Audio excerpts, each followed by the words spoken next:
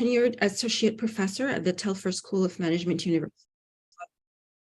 She also holds the Jan Telfer Professorship in Inclusive Human Resource Systems. Charlotte work as a scholar activist contributes to overlapping conversations in inclusive HR systems, business ethics, public policy, and feminist praxis. Prior to joining the University of Ottawa, Charlotte was a tenured professor at the Orléans School of Business, American University of Beirut, where she spent over 13 years and served as department chair, associate dean of programs, and founding director of the Center of Inclusive Business and Leadership for Women, CIBL. She continues to be affiliated as an adjunct professor and as the director of international partnership at CIBL. Dr. Karam, I leave the floor to you. Wonderful. Thank you so much, Mariam, and welcome everyone to this third part of a three-part webinar series that is hosted, as Mariam said, at the Center for Inclusive Business and Leadership at the Orléans School of Business at the American University of Beirut, and in partnership with the Telfer School of Management at the University of Ottawa. We are super grateful for all of you being here today, and we are also very grateful to our wonderful funders, the Middle East Partnership Initiative at the U.S. State Department, without whom this webinar series and much of the work that we do in the SAWI project would not be possible. I just wanted to say a quick word that this third part is building on a conversation that we've had over the last 3 months that focuses in on multi-stakeholder mobilizing, which we see as key in bringing all hands on deck to move forward the conversation and actioning policy change on women's economic inclusion in the Middle East and North Africa, and hopefully through these conversations beyond.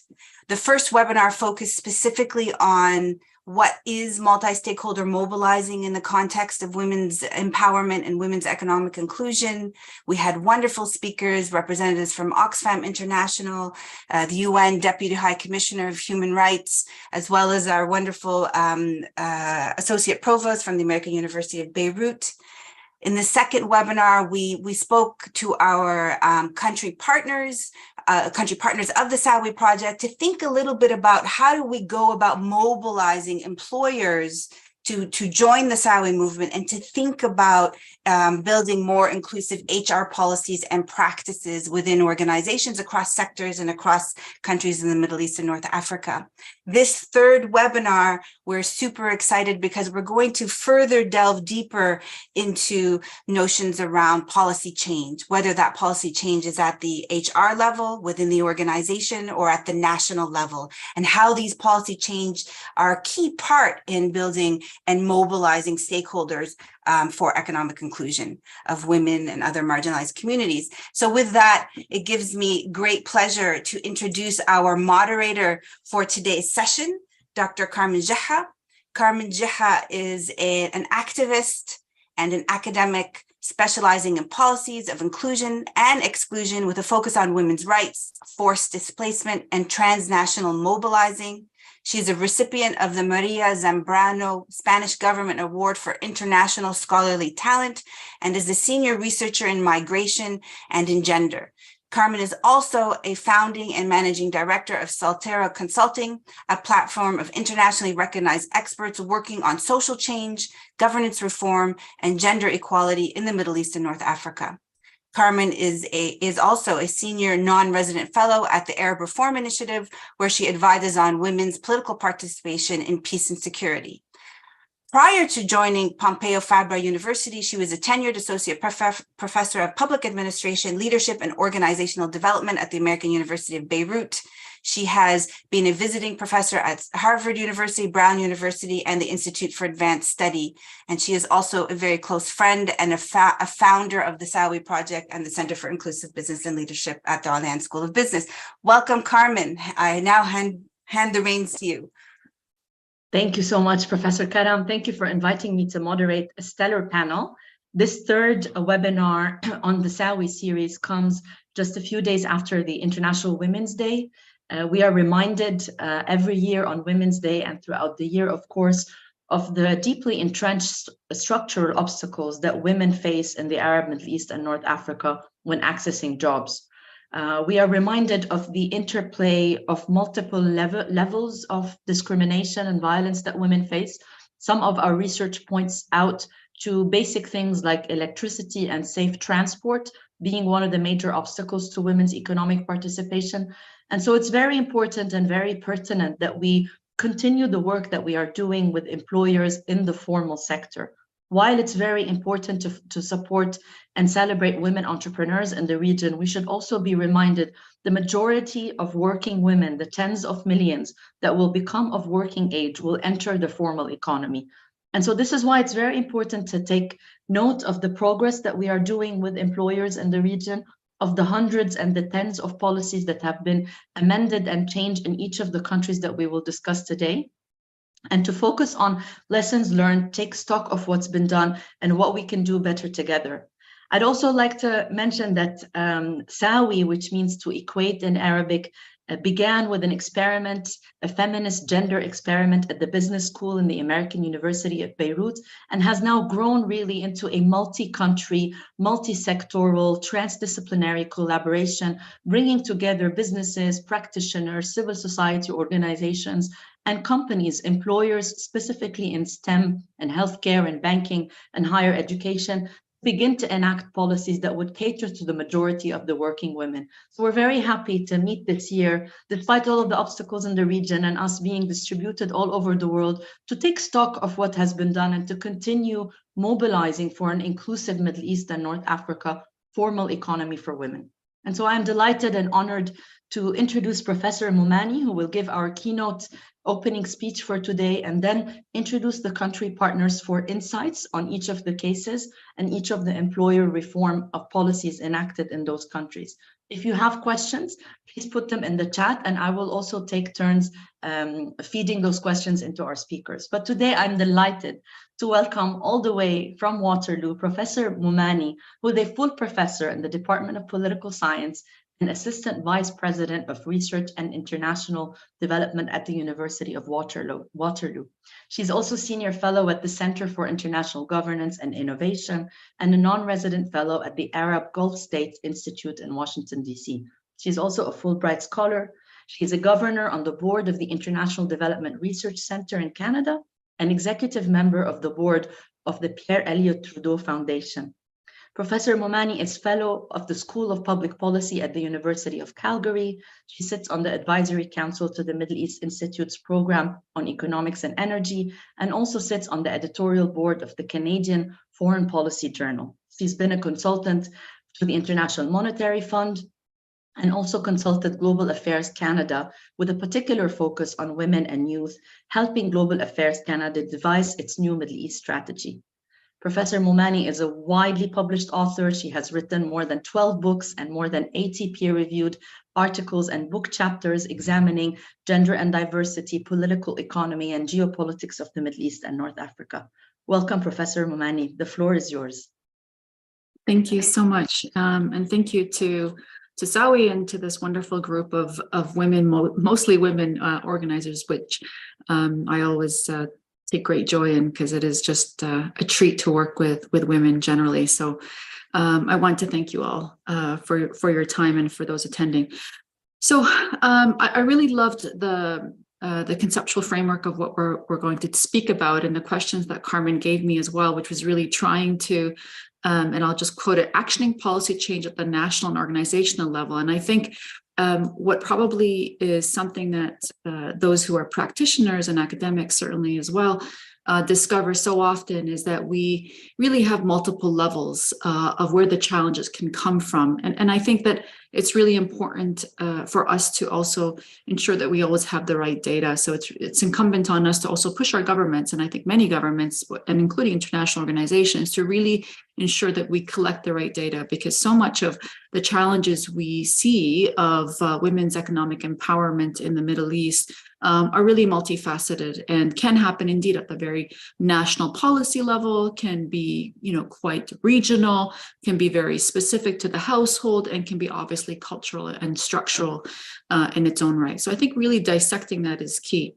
What I thought I'd do is just talk a little bit about and teasing out the role of entrepreneurship and economic development. It's something that I've been very interested in for several years now.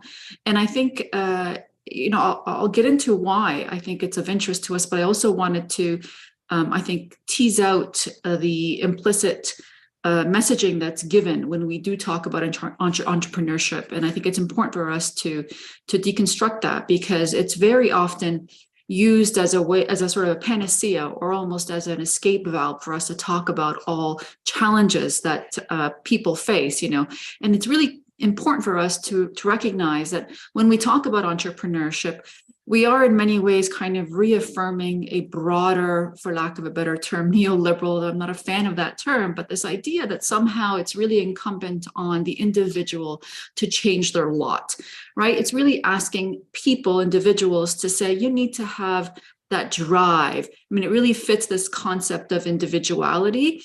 And that really, I think, is not to be ignored. There's always room for us to motivate people at an individual level, but we can't ignore that there are structural impediments. There are these big, deep challenges that are not going to be overcome, despite the odds of someone having all of the gumption and all of the great motivation at an individual level. So, I say that it's a huge caveat, but I really think it's important, because too much of us resort to talking about entrepreneurship, and it just doesn't get teased out as a concept that also really downloads the problem at the individual level, when I think, frankly, there's far more structural challenges at play for why women have such a difficult time entering, whether it's the labor market or, frankly, entrepreneurship. Okay, so now that I've said that very long preamble, and I don't have a lot of time, so I'm sorry for all that, but I think it's really important for us not to fall into that trap. I do think that it is something that can be, in my humble view, a really important way for women to get involved in in the economy. And this is sadly the fact that for most MENA women, they have lower entrepreneurship rates than men. And this is globally. There's no region in the world, or frankly, country in the world, where we see more women entrepreneurs than men. But I think what's really important to point out is that we see it in the Middle East, trending downward in the past decade, despite the fact that we see increases in it going up overall. And that's really, I think, quite problematic. And it needs us to sort of tease it out in so many levels. And it could be many of the structural things that we talked about. And what you'll hear often, of course, is everything from transportation as being a real challenge for women. I know that's a real big one for Jordan, which is my home country. And I think that's a really, one of the lowest numbers. It's really quite sad. One of the lowest numbers of female employment in the Middle East is in Jordan. And always, as we all know, it's always despite the fact that women's educational attainment surpasses men at this point in much of the region. And yet, again, all of our data shows that there's a great interest in being more active members of the formal labor market. Okay, so I think entrepreneurship is a way to also disrupt rent-seeking crony capitalism, and I think I say that it's big words, but what I'm trying to say here is so much of our challenge in the region structural is really this idea that there are political and economic elites which are favored by the state, and there's enormous amount of corruption as a result. And we know, from the history of all sort of small businesses, that there is a role for entrepreneurs to really sort of disrupt that. And I think that there's something to be said. And I've been, I can't say I've written on this because I think it's so politically difficult to do so. But I think in many countries that I've had a chance to observe, when we see that rise of that entrepreneurial class challenging the let's say the political and economic elite, we see a reaction that I think is endemic of the fact that they are making headway, and more importantly, that they are challenging the state from within. They certainly expose corruption and the red tape that I think is used not so much to protect the populace, and I think the narrative in the West is often that government is there to sort of create this social welfare to the disadvantage of the individual neoliberal, let's say in this case entrepreneur. I think when it comes to the Middle East, these rules are often used to insulate that political and economic elite. I wanted to also just point out that, of course, I think we do have to tease out, and this is back to the point of getting the right data, is why do we see in many cases MENA women not joining the labor force? And that could be, again, reservation wages, which we all know is very much higher for MENA women than men, but is even more higher for married MENA women, and of course is lower for, let's say, rural and poorer women. And so, again, really important to tease that out. And it just points out out that there's no one size fits all approach. And I think that's really what makes this fantastic series so valuable, is because it really teases us out obviously on a different Arab nation state level, but also hopefully, and as we'll see, from a different organizational level, be it at the business sector level. So really looking at HR policies to the more national, structural, and legal aspect of things. I just wanted to just end off on, because I know I don't have a lot of time, and I do want to hear some of the great things that we are going to hear today from our panelists. But I wanted to point out also that, you know, the barriers, as we know, for women are far worse than for men. And that really is persistent legal and regulatory barriers. Sad to say that these have gotten worse with the pandemic. We see in numerous publications looking at these legal and regulatory barriers, they just are persistent. We know, of course, as I said earlier, public transportation is a challenge. Safe public transport seems to be such a huge concern for so many women, and I think we need to point that out. And lastly, I think that, you know, despite the fact that many MENA countries have improved considerably in sort of thinking about the doing business indices, particularly, let's say, in the Gulf, the gender impediments sort of remain, and they're really, really sticky. I'll just point out 13 MENA countries have regulations for women entrepreneurs that men do not face. Again, and this can be everything from acquiring credit, getting, again, bank loans, gender discrimination in both investment and inheritance laws. So you can see there's a lot of work to be done. And I'd just leave off on the point that this is a great collection of experts to really break that down for us all. Thank you. Thank you so much, Professor Momani. I'm going to introduce the countries, but before that, can I just ask you, even if I put you on the spot, what do you think for you are some low-hanging fruits in terms of reform for women's economic inclusion? I know maybe it's just off of the top of your head, but where can we start, in your opinion? Well, maybe it's a bit over academic of me, but I think, and again, sorry if this is maybe doesn't seem like low-hanging fruit, but I think, you know, statistical authorities or data collection is I think something that needs to be done better. And there's, you know, it's not unknown anymore in terms of like what are the right questions to be asking people, but we still have very poor population surveys in many of these countries. So I think really, you know, going into your local statistics office, or maybe not local, but national statistics office, and really dissecting what are the questions that we're asking in our surveys of the national population. Because again, you know, if you can't measure it, you can't change it. And I think so much of the advocacy that is being built out there really requires the kind of data, national data. And so I think really finding that out, and it's also low-hanging fruit because it's sometimes, you know, if done well, can be very technocratic, right? It doesn't require an enormous amount of political and social cultural change to ensure that we're asking the right questions in our national data surveys. And that, I think, can be used then for better policymaking. Wonderful, thank you. Incidentally, that was our motto for the first 2 years of work. If you can't measure it, you can't change it. I'm delighted to introduce our country partners. And for those of you that are not familiar with our model, what we mean by country partners are the local associations and researchers that are the ones who are on the front line collecting data from employers, winning the trust and building rapport with working women who are also sharing their insights on lived experiences. And they are the ones really leading, acting as consultants with the employers in each of the sectors in these countries. And when we say transnational mobilizing, it has been really a shift in the mindset from looking at our roles simply as academic researchers or NGO staff or HR managers to looking at our role as having a constructive influence in the broader governance of women's employment and inclusion in the region. And to that end, I'm really delighted to share some of our success stories. I will be asking our three speakers to tell us about their experience in actioning policy and drafting new policies, and then ask them about the feedback from employers. I'm delighted to introduce the speakers. We have worked together through thick and thin, through COVID and collapse and violence. And we have been really together. They have been relentless in terms of being truly on the forefront of inviting employers and dealing with HR managers, sometimes dealing with resistance, but also slowly paving the way and beginning to push the needles. Our first speaker is Sabika Al-Shamlan, who is a gender activist, a gender researcher, and a certified researcher in inclusive recruitment, retention, and promotion of women. She has a lot of experience in sustainable development, gender equality, and community empowerment. With a great passion towards building the capacities of women and youth, she has founded Warsha Consultancy and Development in Bahrain and works directly with organizations that are interested in advancing the experiences of women professionally and socially. And she interacts with employers and organizations through capacity building, coaching, research, and development.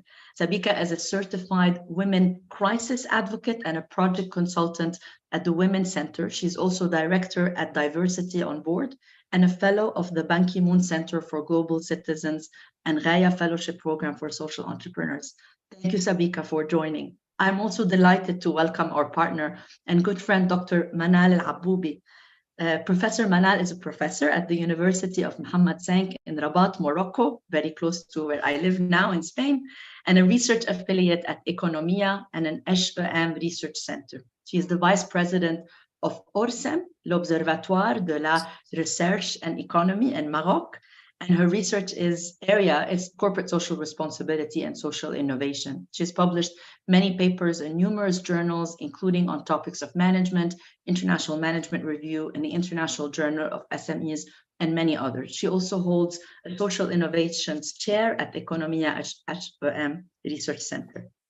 I'm also delighted, last but not least, to welcome Amira Marzouk. We have known each other for many years, and I'm always delighted to hear Amira's news.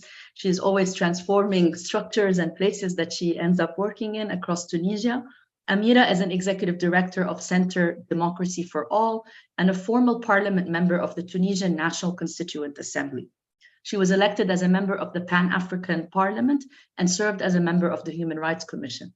In addition to studying law, gender studies, and politics, Amira has worked within the Investigation Committee in Sudan and South Sudan with the African Union and was a member of the Observation Election Commission in different countries across Africa. Amira was Tunisia's only female representative to the Pan-African Parliament and on its board from 2012 to 2014. She has served as ambassador of the World Forum of Women Parliamentarians. She's also an alumni of the MEPI Leadership for Democracy at the American University of Beirut and the International Visitor Leadership Program in the US. She's participated across the years in passing and drafting legislation to promote women's rights and accountability in different walks of life. We are delighted to have the three of you, and I will pass on the floor to begin with Sabika. And I'd like to ask the three of you to share with us your answers. First of all, Sabika, tell us about the work that you did on writing policies and drafting policy change with employers in Bahrain. Thank you, Carmen. Thank you for having me here. It's a pleasure to be back.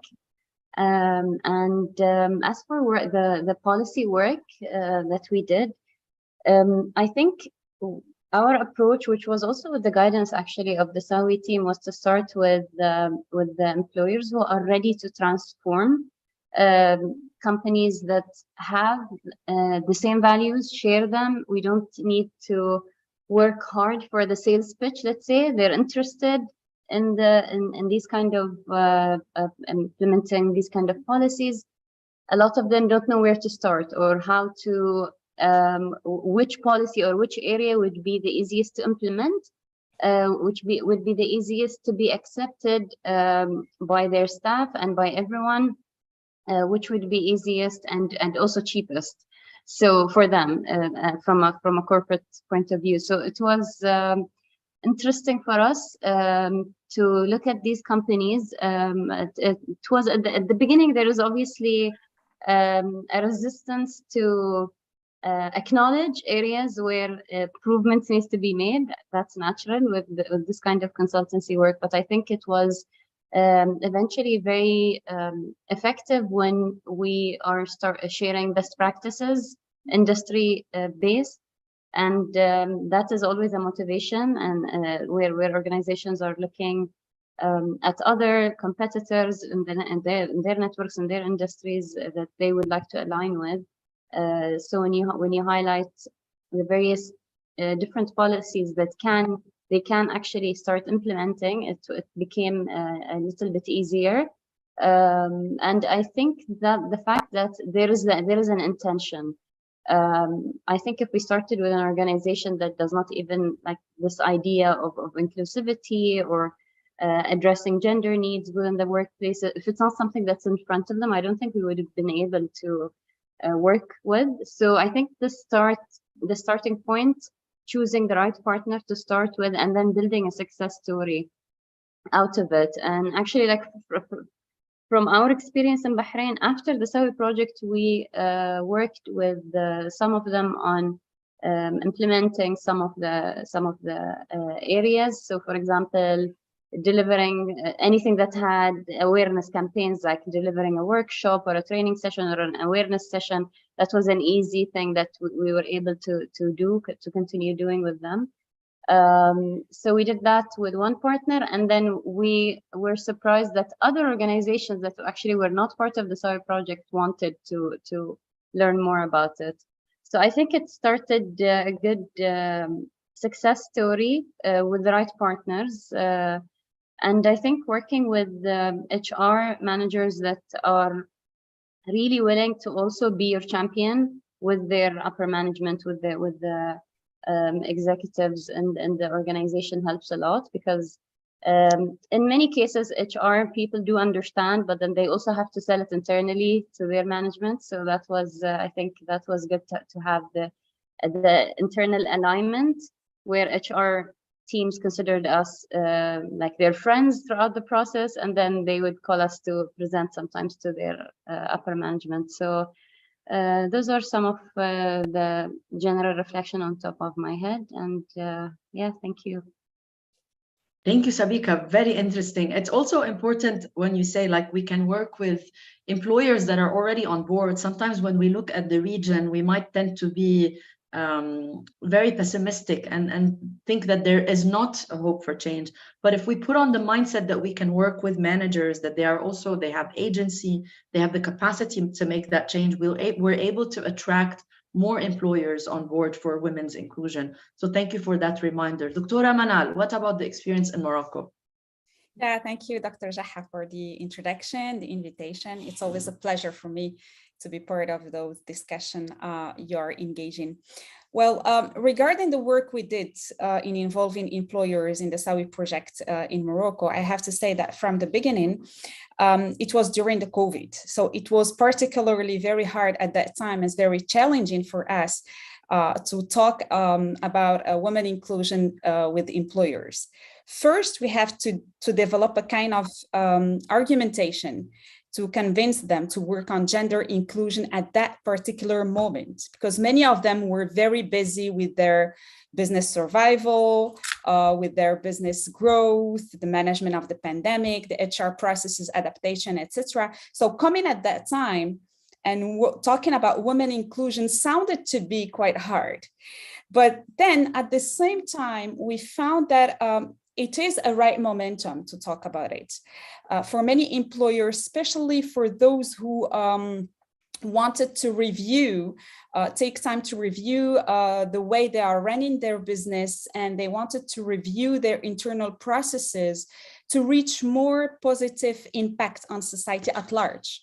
Many of them were already working on youth inclusion, gender inclusion, local communities inclusion, whether at the rural or the urban side.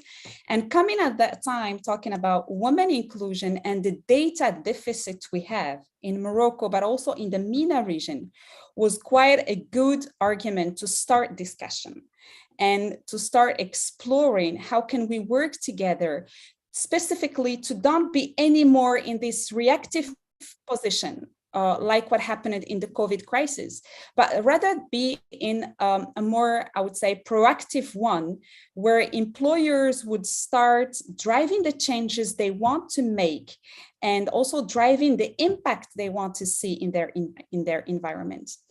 So that was a good start for discussions about the way they see women inclusion in the workplace.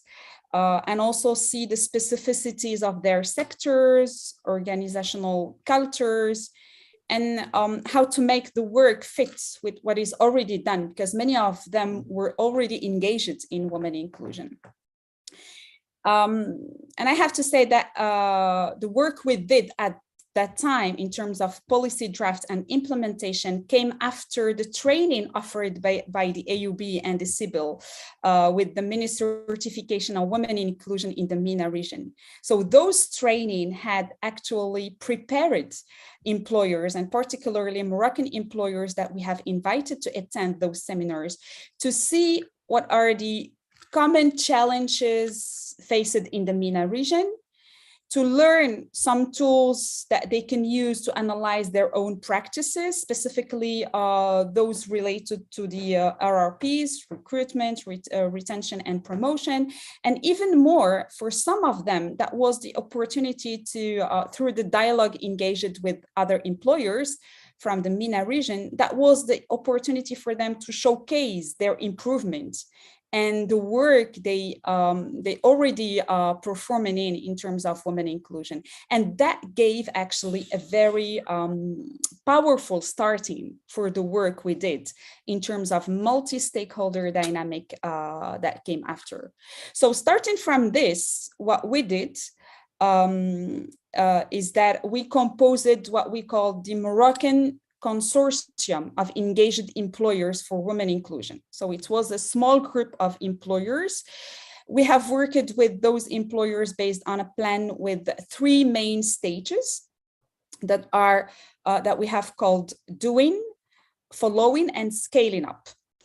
So this happened during I would say 6 months.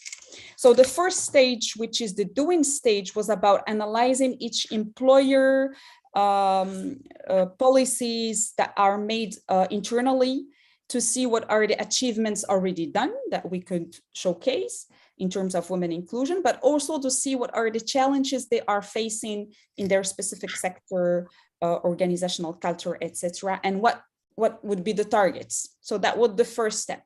It was in terms of doing. The second one was about the following. It's about drafting a policy in a specific area that fits better with the challenges each employer is facing, and trying to make it as operational as possible. And the third stage was about the scaling up. Actually, we really wanted to go forward and to go through implementation. And we have figured out that it is a very hard stage, because it takes a lot of time for employers, particularly HR managers with whom we were working with closely, to have all the necessary validations internally to make the policy happen and to go over the policy and implement it. So we were very proud with the work done up to now with employers in terms of women inclusion. And what I personally have noticed is this big difference in the way employers are celebrating the International Day of Women's Rights this year particularly. We've seen, I have tried to analyze a little bit what employers are showcasing in the social media, and I've noticed that they are celebrating achievements. They are fixing challenging targets, and it is for me a very good step further rather than offering chocolates and flowers like they did before. So that was a great achievement for us. We're very happy with it. Thank you so much. That's absolutely wonderful. And it's also important that you are highlighting the efforts that we take all together to sustain those networks. We are not extractive data collectors here. We're not coming in and out to do surveys. We are not coming here to touch things on the superficial side. We are really here to work in each of these countries with employers, either through knowledge production or certification or network building. And that takes a lot of concerted effort. So I'm very happy to hear that coming out of Morocco. It's very inspiring. Ustaza Amira, the floor is yours. Your experience with employers. شكرا دكتورة كارمن على التقديم. شكرا على وجهة السؤال معناها الحديث على تجاربنا في علاقة بمشروع ساوي في تونس. بداية أتوجه بالشكر لكل فريق ساوي من إداريين وخبراء رافقونا طيلة المشروع، والحماس والشغف اللي عشناه طيلة المشروع. كما هو معلوم مشروع ساوي مر بثلاث مراحل أساسية: مرحلة البحث عن الشركاء، مرحلة اختيار وتطوير السياسات، ثم مرحلة ضبط استراتيجيات التنفيذ. وترتبط هذه المراحل فيما بينها من حيث التأثير على السياسات التوظيف المختارة تطويرها وتنفيذها. وحقيقة نحن كنا واعيين منذ البداية بأهمية مرحلة اختيار الشركاء، وذلك في علاقة بالقطاع العام والخاص وتأثير ذلك على السياسات وتطويرها ومنهاج العمل واختلاف ذلك بين القطاعين، باعتبار أن القطاع العام يتميز بالتعقيد على مستوى القوانين ومركزية القرار، في حين يتميز القطاع الخاص بالمرونة وارتباط القرار بالهياكل الداخلية والمؤسسات وأهدافها الاستراتيجية. عموما من هذا المنطلق كان اغلب شركائنا في المشروع هم من القطاع الخاص او من المنشآت العامه التي تتمتع بالاستقلاليه الماليه والاداريه. المنهاج المعتمد في العمل كان متعلق اساسا هو منهاج تشاركي مع الشركاء طيله مرحله انجاز المشروع، واعتبرنا ان اختيار السياسات هي من اختصاص المؤسسات بما يتماشى مع خصوصيه كل مؤسسه وخصوصيه كل قطاع من جهه اخرى. وعموما كان اختيار السياسات يستجيب الى احتياجات هذه المؤسسات من جهه واهدافها الاستراتيجيه.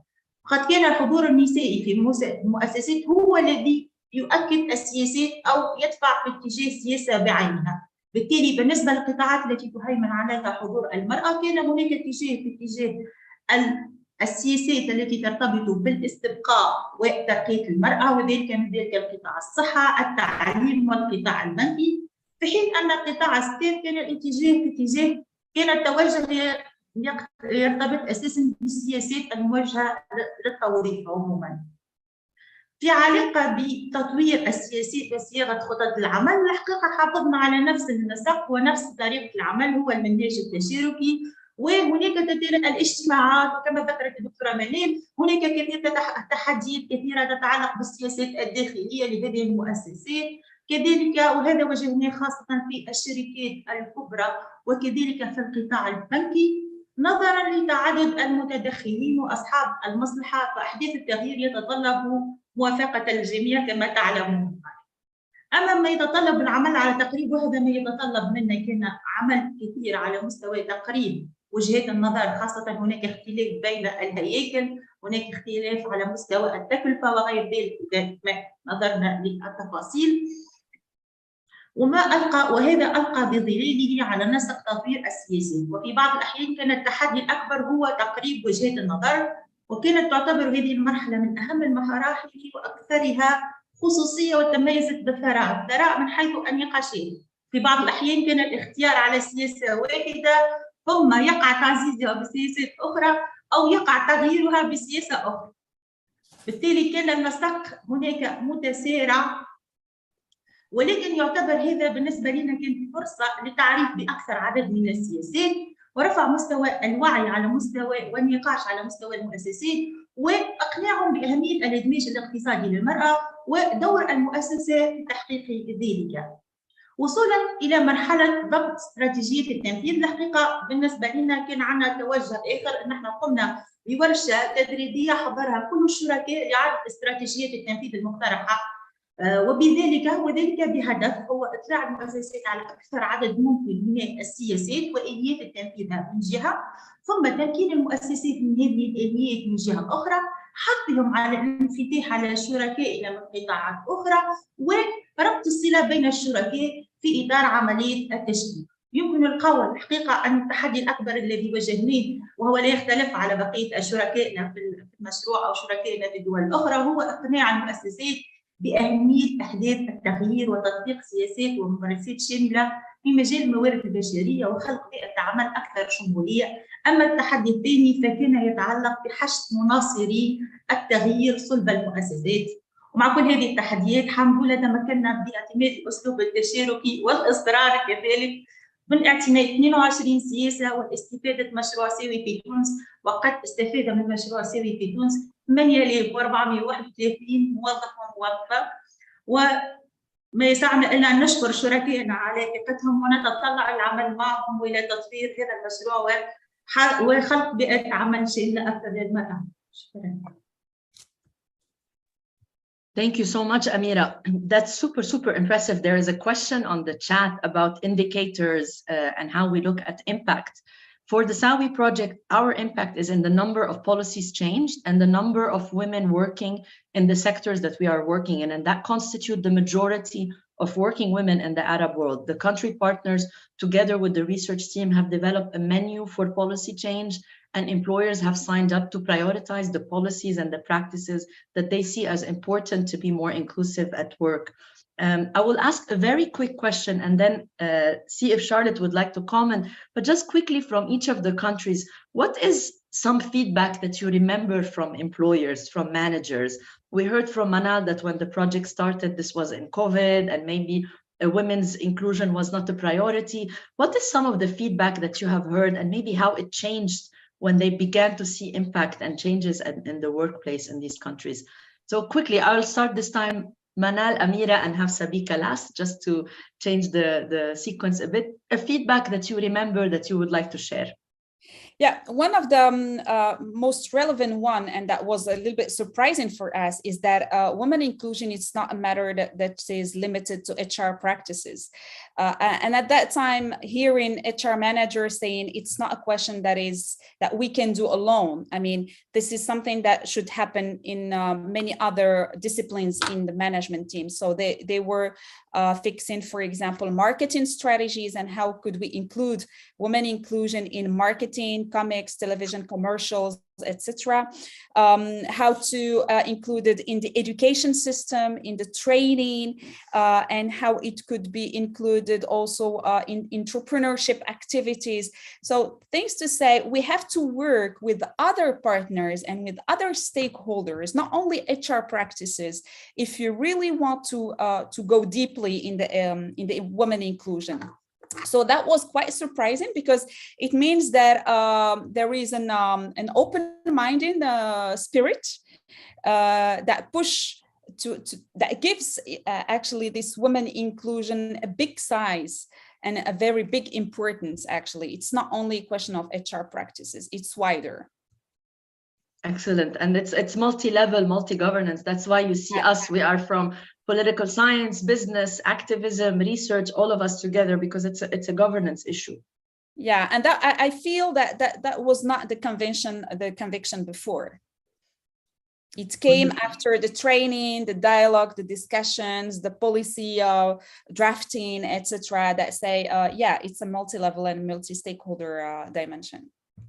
Wonderful, thank you so much, Manal. Amira, a feedback you remember? حاليا أكثر فيدباك هو متعلق متى يقع العمل من جديد على مشروع الساوي، متى وكيف سيكون العمل. أكيد شركائنا متحمسون بنفس تحمسنا لبقية المشروع. أكثر شيء معناها نسألوه طريقة المواصلة، هذا هو أهم حاجة. وما عندهم رغبة شديدة باش يطبقوا السياسات بصفة ناجعة وفاعلية. ومن ذلك يطمحون إلى أن نقدم لهم الدعم والتكوين والإحاطة لضمان استدامة هذه السياسات كذلك. Thank you so much. We'll mention something at the end on next steps. Sabika, a feedback you remember from employers? So I think one element that's on the positive side was similar to what Amira just mentioned, which is what more can you guys give us? Basically, can you deliver a session? Can you help us with an internal campaign or something like that? So that was a good, I think, a positive note. A feedback that we received when we were starting was, and which is natural, I think, with many companies, is to have this question of, but everything's going well. Why should we change anything?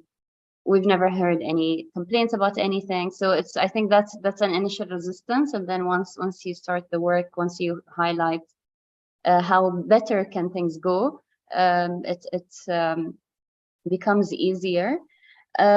Some partners, I think, certain sectors, because in Bahrain they regulate under certain regulating bodies, so they actually were telling us that if we have this mandated by the regulating body, you will have a lot more companies joining you. You'll have our management buy-in, because it will be more of like a requirement or a must. So, for example, we have an authority that regulates the health sector. And it regulates everything, even HR related matters, even like different kinds of whether it's within operation or within admin in these sectors, or also the central bank operates all the banks in Bahrain. So if these regulating bodies have this kind of push from them to adhere to certain requirements, which is something that we also talked a lot about here locally, I think it was interesting to hear it from employers themselves, that saying that, yeah, once we have that from the regulating body, we will for sure do more if it's a requirement. So that was an interesting point. Thank you. That's actually very encouraging. And on that note, if you are, I see a lot of questions in the chat about getting involved. So the way that we think of the SAWI project is there are ecosystems in each of these countries, right? We needed first to prove that it can work. So we collected the data and then we worked with the employers to show that policy change can work.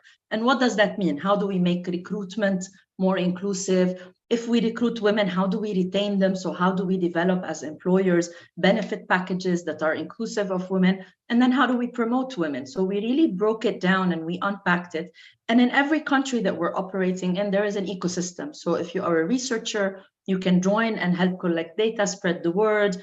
If you are in the media and you want to write a story about how this is working and offer constructive solutions, you can do that. If you are a business or an employer, or you know a business in each of the countries that we are working in, you can also refer them to us. We are available on the social media. In addition to the local ecosystem that we are building, SAWI is now an international project led by the PI, Dr. Charlotte Karam at the Telfer School in Ottawa, that had started as well as the American University of Beirut. It is continuing. We have all our team here, but we're also looking to replicate the experience in different countries and in different business schools in collaboration with local partners. So you're welcome to refer stories, suggest employers, share research, and join the momentum, because as we heard from our speakers, this is a multi-layered, multi-governance challenge. We've heard from Professor Moumani the big picture of MENA and how this is about really pushing towards more inclusion at a societal level and at the business level. And so the more we really think that the more the merrier, because this is a very big stone for one person to push, and it's a very big burden to leave it for the women alone to figure out. And this is why we've been committed since day one to help change the structures and work with decision makers. They can be ministers, university rectors, researchers, civil society organizations that would support employers, and also that would make these companies feel visible and seen, because they're undertaking all of this reform. That's important also to celebrate them and to recognize their efforts. And so on that note, we keep an eye, we are growing, there's a long way to go, and we are happy to continue with the ecosystems at the local level in each of these countries, but also to push globally for women's inclusion in the MENA. I think that these are the main questions I've seen in the chat. I'll hand it over to Charlotte if you want to add a couple of words, maybe something I missed, and I'll collect more questions in the chat. Sure, I think there's a few, one on public sector towards the end, but I wanted to address one thing that Sabika said a few times about this idea of like free consulting, or this idea of bringing the attractiveness of this kind of difficult work. Employers often jump on the opportunity because they want to do something, they're half converted, but they're not really sure how to do it. So you have this expertise that is free in the sense it's free to them, but it's, you know, through the generous grant of the MEPI program at the U.S. State Department. But there's something important to be said here, which is, as we build momentum with our country partners and them telling these success stories and them talking in the previous webinar about the challenges, what's happening is you're building momentum, and you with time, if we're successful, if enough people join the SAWI movement, if enough people work in the process that we're doing and work on their own projects, there's a tipping point where you begin to normalize, or you begin to mainstream expectations around HR policies. You begin to create a culture within the HR profession and HR systems where this is an expectation. And this tipping point, then it becomes the norm. So these bringing in employers, offering these services through externally funded grants is an extremely important part in changing any culture that we want to see in terms of inclusion. And so, you know, just feeding off of what Sabika said, I think it's a very important point that she's making. It's free now, but hopefully, you know, as we move forward, it becomes mandatory because it becomes mainstreamed and expected by employers across sectors. Carmen, there was a question I'd like to throw out. I don't know if you saw it. Is the work with public sector organization does it impose different challenges when you compare it to private sector? So maybe if someone from the panel. Yes, can one of our panelists address whether working with the public sector like ministries impose different set of challenges than working with private companies?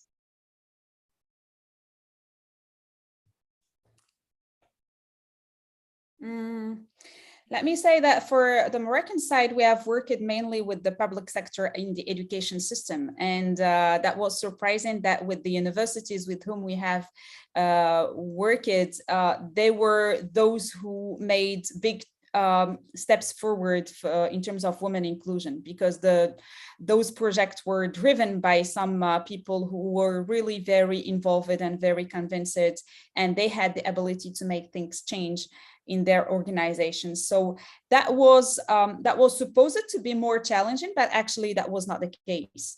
It was maybe the most facilitated sectors we have experienced it, but we have only experienced that in education, in higher education systems. Well, that's very encouraging. Yeah. Other insights? Sorry. There's another question, and I love this question, Carmen. Amal is asking, what venues do we seek to overcome the obstacles of accessing credible, updated national data? And I think that this is a question that we struggled with throughout the years that we've been working. So the predating project to the SAWI project is called the KIP Index project. And as all of our country partners here very much involved in this, the credibility of national level data is a struggle that we often have. Often these global indices on gender or women economic empowerment draw from the same pool of data that is given from national governments. And sometimes you see the same data being interpreted and reinterpreted in multiple ways. And there's sometimes questions about how accurate, as your question in the chat is alluding to. So the way that we've overcome it as a group is that we have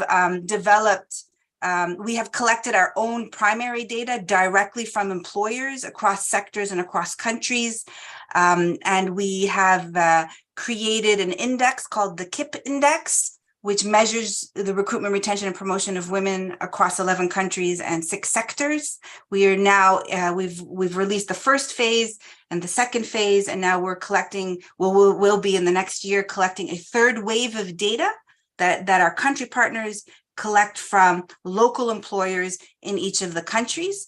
We've also developed a second index called the Lived Experience Index, which is a very important index because what it does is it captures the voices and experiences of women who are formerly employed in the countries across the sectors. So to answer your question, credible data, we believe, needs to come from us, for us, and from the region and for the region. And so we've entered into this activity of collecting our own data and analyzing our own data in partnership with the employers that we serve and the women that we hope to empower through SAWI.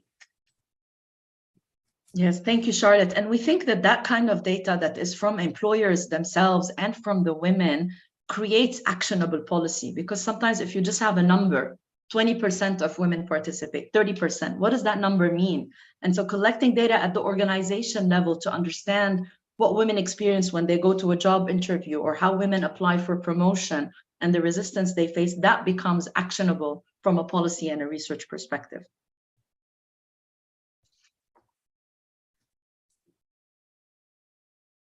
There is a last question from Jan Dawoodi. I'm not sure I understood the question about resistance, about local cultural identities that could be erased to create more uniform regionally geared identity. I'm not sure I understand that, but I see you.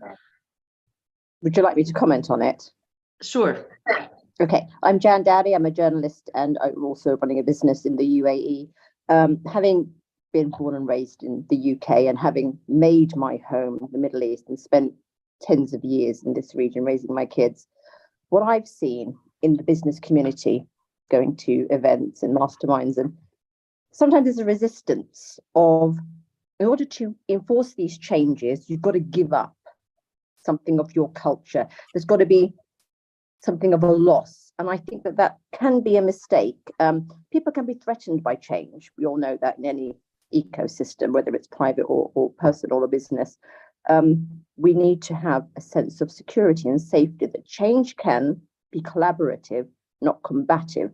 And that's the question that I have for you. The cultural exchange doesn't have to be an annihilation of a culture, but it can be a growth and expansion of something positive. That's the question here. Thank you. I'll open it up to our speakers, but just to say that we agree on the approach, and we think that one way to overcome either combative or isolated efforts is to model collaboration. And this is why we are very keen, not just to bring different sectors together, but to bring our different positionalities, whether we are in media or research or employers, we are managers, we are ministers. You will look at the SAWI network and you'll see really the multi-stakeholder collaboration. And we usually always recognize that there are three cases here for women's inclusion. There is a business case, right? It's good for the economy, it increases the GDP. There is a sustainability case.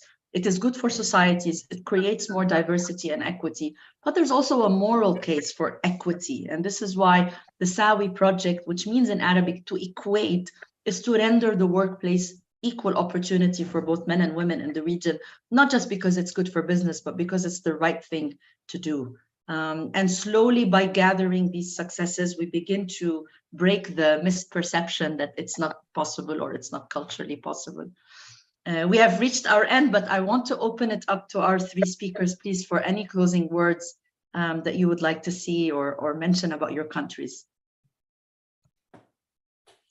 Yeah, just maybe as a conclusion on about our country and the dialogue we already engaged with employer is that one more big important chance that employers are having to join the SAWI movement now is what they are doing, and the opportunity to make things change inside within their organization, but also all the dialogue that we can engage with, they can engage with other employers in the MENA region. And this could create a kind of, we can have a kind of competition, but we can also have a kind of exchange of good practices, things to avoid, lessons, challenges. And this dialogue within actors from the region, in the MENA region, could be very helpful to build something or to build a specific model of women inclusion that will be embedded into local specificities, cultural specificities, but could be also common to the region and taking into consideration all the specific aspects of the region. So that would be a great opportunity for employers to come and join the movement, specifically at that specific moment where we will be starting on implementing policies. Wonderful, thank you. Sabika? Yeah, I mean, thank you for the space and for this great reflection on our experience. I think it's making me personally very excited for the next phase. And I think it's even though I think you, Dr. Carmen, highlighted that sometimes when we look at the region, there is a kind of like pessimist point of view or perspective that we have, which I think it's sometimes it's healthy because we acknowledge what needs to be done. But I also think that there are really good success stories that we're experiencing, we're living every day, and being part of this community, to see that there are so many people who are genuinely interested in the ethical case, not just the business case, is very, very heartwarming, to be honest. And I think ideally, for me, as someone who is more on like working on let's say, a practitioner more than an academic, it's always good when this translates into the business world. When in the business world, start seeing it as an ethical case more than the business case. And I think this transition is happening slowly, but it's happening. So yeah, thank you all for this and for allowing us to be part of this, honestly, transformation, I think, for the region. Anyway, the SAWI project is starting a wave, and I think now it's gonna be, once you start these conversations with different companies, different sectors, you cannot go back. It's a starting point, and companies can only move forward. Once you start talking about such a policy, you cannot remove it. You cannot go back with these kind of progressive, let's say, actions towards inclusivity. Yeah, that's it. Thank you, Sabika. Very inspiring. A final word, Amira? حابة نقول نحن فتحنا أبواب التغيير في المؤسسات، في بعض المؤسسات، وأكيد سيكون هناك مسار كامل للتغيير في العديد من المؤسسات الأخرى. قارعنا ناقوس التغيير وناقوس المساواة بين المرأة والرجل، ونتطلع لهبة مجتمعية حول هذا الموضوع وحول ضرورة التغيير في المؤسسات وإدماج سياسات داعمة للمرأة ومعززة لمشاركتها الاقتصادية. العمل متواصل ونحن متحمسون كما بدأنا وسنواصل العمل. شكرا. Thank you so much. Yes, the work continues. I want to thank Professor Momani for her opening remarks and to say that this collaboration will continue offline. I want to thank Mariam, Mireille, and Ulfat, and all of the team, and our wonderful interpreters, and ask that you keep in touch. Any last words, Professor Karam, before we close? Thank you so much, everyone. Thank you for wonderful moderation, and thanks to the audience for being here today. Thank you, everyone. Thank you. Bye.